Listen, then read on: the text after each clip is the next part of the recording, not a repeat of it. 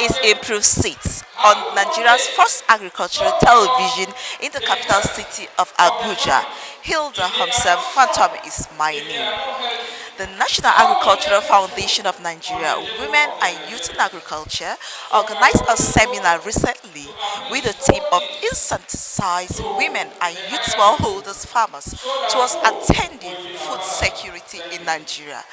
Dr. Stella, who is the keynote speaker among other beneficiaries, have a lot to say, and there are key things they looked out for: empowering women in agriculture, organizing technologies, amidst all many others. I want you to sit right there. Let's listen to them as the program continues.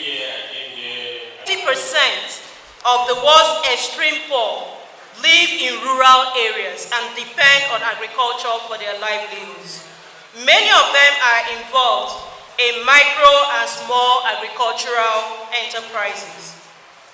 We know that women play a pivotal role when it comes to Nigeria's agricultural sector because they constitute about 70% of the agricultural workforce and 60% of smallholder farmers. That's why we cannot leave them behind.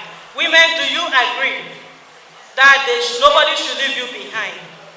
However, these women that are smallholder farmers that are also involved in the agri sector keep facing a variety of challenges, including limited access to finance, limited access to land, limited access to gender-friendly and affordable technology.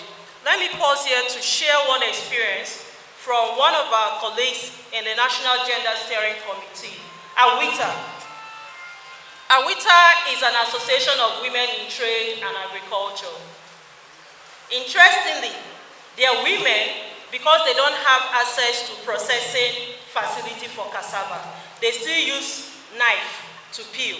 Have you ever tried peeling cassava with your knife before? Now these women, you know, is each pound of cassava that they have to peel, maybe 100 naira. So the faster you peel, the more money for you. What do they now do? They have to get a piece of cloth because they know they will cut themselves and they will bleed. But what if we have processing plants for our women and for our youth? Do you think it will help mitigate this? Then they have their women that are into cashew processing. So they have a pot on fire with long sticks. 4 women standing, maybe the pot is there, the women are standing here. They have to be turning the cashew. The cashew you and I like to eat, the cashew nuts. Rigorous process. Sometimes the oil from it can even splash on them, and you know what that can be. What about the woman who is backing a baby and frying gari? The smoke is entering her eyes. What happens to the baby? The health challenges are there. So this is why it's important that even in terms of the technology, I'm happy NCAM is here. I'm happy ABU, Zaria, and others are also here. We'll be hearing from some of these people in the panel in the next few minutes, that whatever technology we are having should be such that women can use them, should be such that the youth can use them, should be such that the persons with disability can also use them, whether they are visually impaired or they cannot hear. These are some of the challenges, also including access to market. We have to introduce this as a way of providing access to market.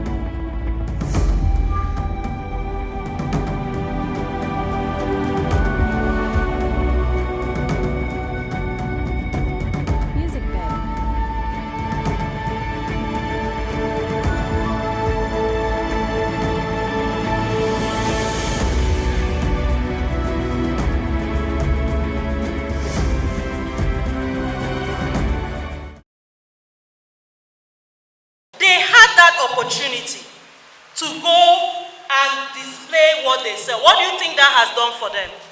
Created access to innovative markets. Glory works with Madam Eno. Glory does shea butter and the rest. Now, before she even goes for any of the programs, they're already placing orders. And that's what we want to see. Beyond just the physical market, how are we encouraging our women and our youth to do this? I'm saying this so that where your organization is strong in this area, that could be an area of partnership. Because we want by 2025, when we come back for this seminar, we will see more people exhibiting the beautiful products and services from their state. Do you think it's possible? Now, on the part of young people, they constitute about 60% of our population in Nigeria and 30% of the agricultural workforce. They bring energy, they bring innovation, they bring technological savviness, they bring entrepreneurial spirit to the sector. And what I can say through this speech and to the media as I recognize it, is that Nigeria can advance further if our women, if our young people, if persons with disabilities are free from these socio-economic constraints. Closing the gender gap in agriculture could represent a total annual increase of up to 2% of the GDP, approximately $8.1 billion, according to the World Bank report 2022. Therefore, it's important that Nigeria begins to target investment toward boosting women farmers' participation and productivity to capitalize on potential economic gains. It is important for us, especially for our government and stakeholders, to invest in gender disaggregated data in terms of collection, in terms of analysis, especially when it comes to budget and expenditure data. How many of us here know the agri-budget for our state? Is there anybody who knows the agri-budget for our state? Is anybody in the hall?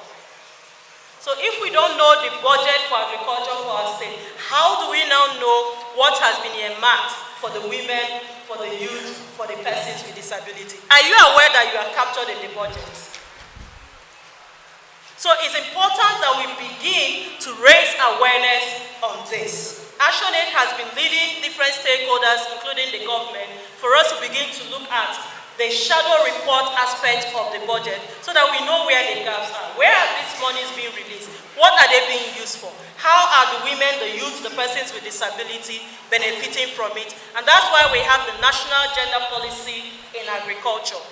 In the next 2 weeks or thereabout, we will be in Southwest by the grace of God for us to have a roundtable on that gender policy. And by next year, we'll go around the country so that people will also understand what is meant to be. But let me say this, so that anyone coming from the state, please, you go back and work with your ministries of agriculture. 3 weeks ago, we were in Calabar for the National Council on Agriculture, and I can see some of the people that were there.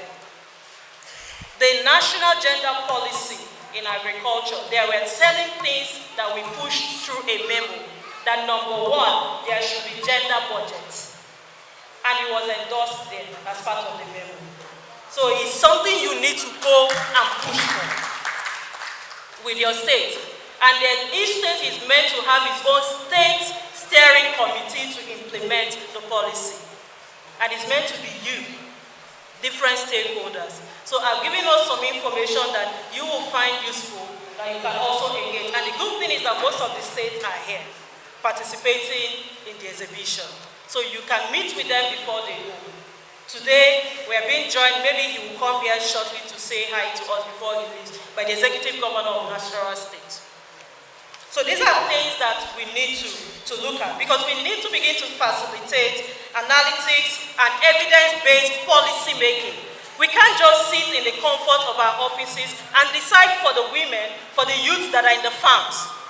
We don't know what they are going through. If I ask our mommies from a farm what they are facing, it will be different from what Sofon is facing. Am I correct? In some places, some of them cannot even go to the farms. Why? Because of insecurity. Some of the people we train told me that, in fact, what they do, maybe tomorrow is harvest. Today, somebody goes to their farm and harvests everything. By the time they come the next day, they don't see anything. There are different challenges that people face, and we need to begin to find ways to address these challenges. We're talking about youth unemployment across Nigeria, but the truth is, agricultural sector can actually provide millions of jobs for our youth, true of us. So it's something we need to look at. Therefore, as part of the recommendations on this, before I move forward quickly, there should be separate budget lines in the annual national budget. We should have the budget separate for the women, the component for the women, component for men, and for men, component for the youth, component for persons with disability. What we've seen over time is that the women are being lumped with the youth. So it becomes difficult for you to know which one is which. The same with the Federal Ministry of Youth Development. We need to begin to unpack these things so that if 10 billion naira, for instance, is earmarked for the women, when we call the women are able to say, yes, I benefited from this. Not when we say general, you can't really, we need to begin to follow the money and to understand the impact. All of us need to be held accountable. Incentivizing women, which is the theme of our seminar, drawn from the overall theme of the Agri-Show this year. Women, persons with disability, and young smallholder farmers are crucial in achieving food security in Nigeria. Therefore, it is necessary to enhance their access or control, capacities, participation, and quality of influence through financial incentives. We need to provide loans. We need to provide grants. We need to provide subsidies. Would you want that, women and youth? Would you want that? The idea has always been, can the women and the youth pay back the loan? That's always the issue. But I believe that people in this hall can take up that challenge to say, if you give us the loan, we will pay back. Right? So it's something we need to begin to push for. We also need technical assistance, training, extension services. Elsewhere in Africa, we promote climate change. The day I went to see my colleagues in Kenya, this thing we call soja ants here in Nigeria, we know soja ants, those black ants. You know they are very good for agricultural productivity. That's what a group of young Kenyans are growing. They are producing it and they act as input for another set of farmers. But here we are seeing the soja ants, they will just be using, sniper, and be killing them. But there are things that our youth, our women and persons with disabilities can actually be taught so that they can benefit from it. We are wasting a lot. We're wasting a lot in Nigeria. Can we also begin to train them around extension services? My proposal by this, and I want this message to please be something that you join me to push. Let the farmers themselves be trained as champion extension agents. Because you are the ones, in Nigeria, the ratio of an extension agent to the farmer is what? It used to be 1 to 800. 1 to 1,000. That's the standard. 1 to 5,000. What if, depending on the state, see that? What if the farmers from the various farmers associations are trained as extension service agents? They can now train their colleagues. Is that something you want to see? So this is one of the things that we are asking for. We want access to market, offtake agreement, collective marketing, technology adoption, digital agriculture, precision farming, and social protection. It's sad that we had lost some of our farmers to climate change. Some, the rice farmers, they went to their farm, it was flooded, some could not swim, they were drowned. We've seen cases where there was wildfire on the farmland and the fire because these farms were not insured. And I'm happy Naik is here.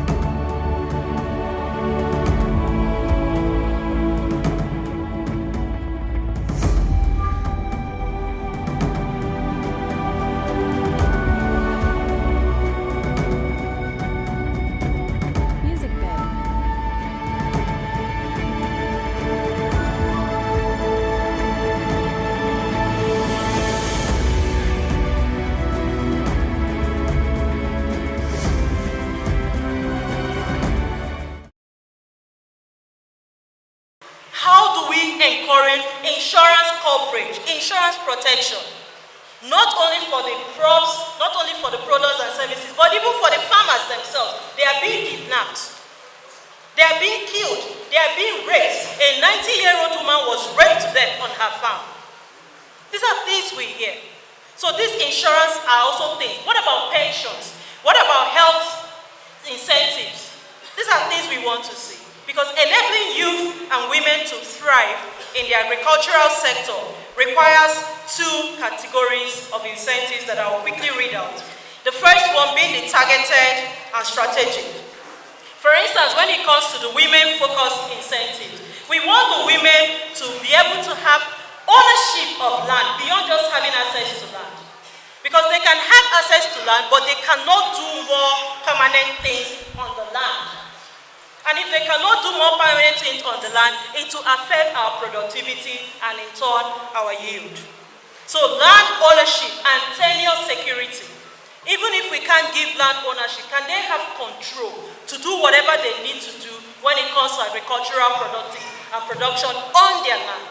These are things that we need to begin to look for.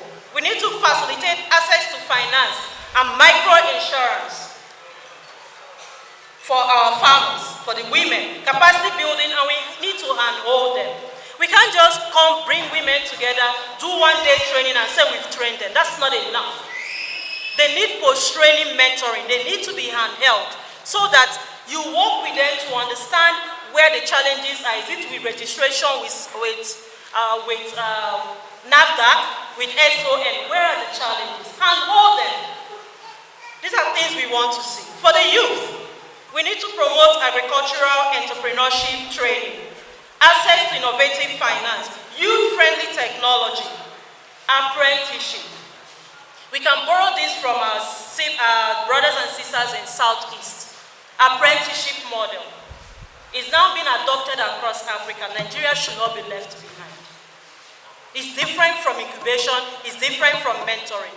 Let's see how a young person who is interested, who does not have the capacity, can go and understudy another person, stay over the years, learn the role. At the point of graduation, the person is given the starter packs and equipped to go and stand.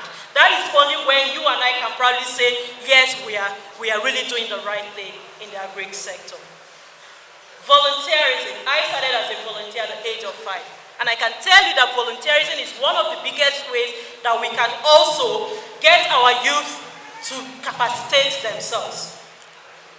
Now, in terms of the recommendations, there are so many strategies that are ongoing that I felt I should leave to the next slide for us to look at. There are so many capacity building trainings that are going on across Nigeria.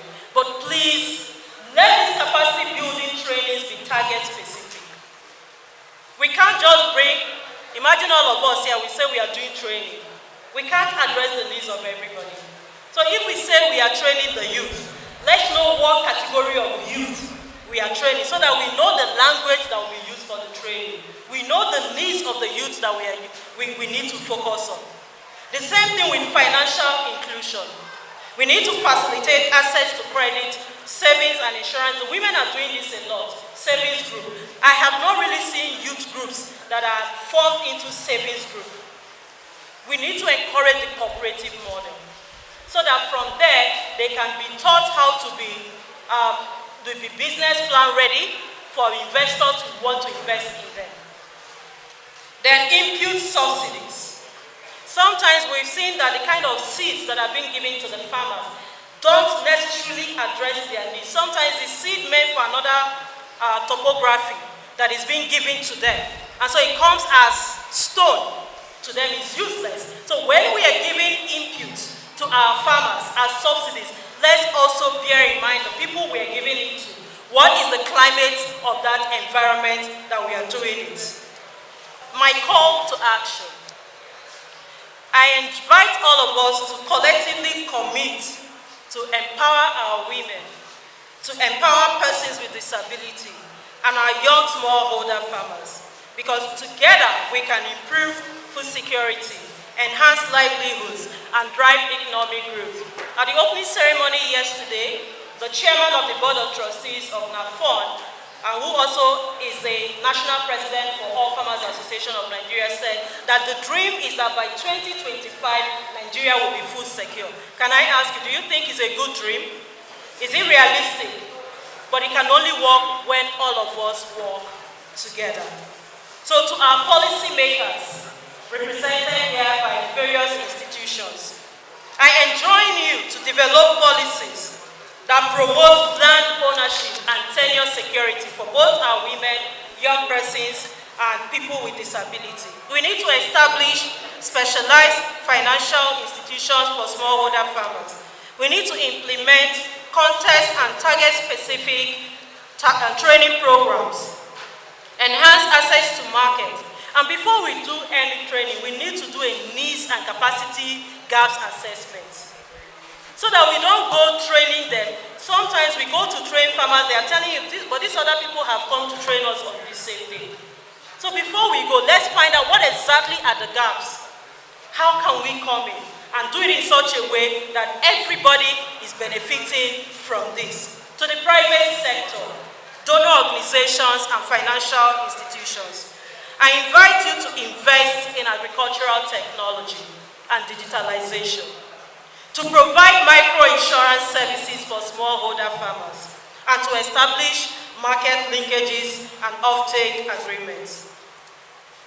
To my colleagues in the farmers' organizations, civil society, to the media, to the academia, and to the research institutions represented here by the ARCN and other stakeholders, join us to advocate for policy reforms.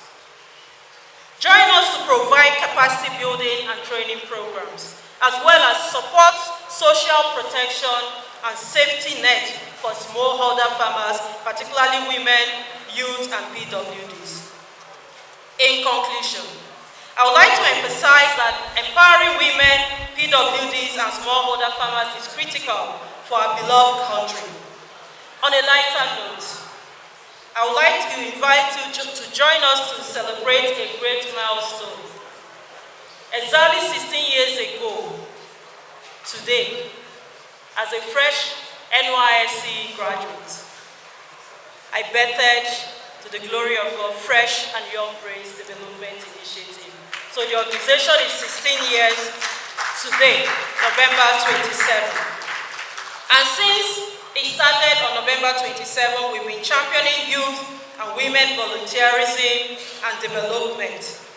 Through our Youth Farm project, some of you have benefited from it. It's from the Youth Farm project that we are outsourcing our faculty to IFAD Value Chain Development Program. We've built capacities of more than 4,000 women and youth on nutrition-sensitive agriculture, transformative leadership in agribusiness, gender mainstreaming, climate-resilient agriculture, among others. We were only able to do this through the support of the Federal Ministry of Agriculture and Food Security's Youth Employment in Agriculture Program, YIP grant, that was given to us when Dr. Adesina was still the minister. And through partnership with ActionAid Nigeria, Oxfam Nigeria, Caritas, Osiwa, Web, Heribo Foundation, and the rest.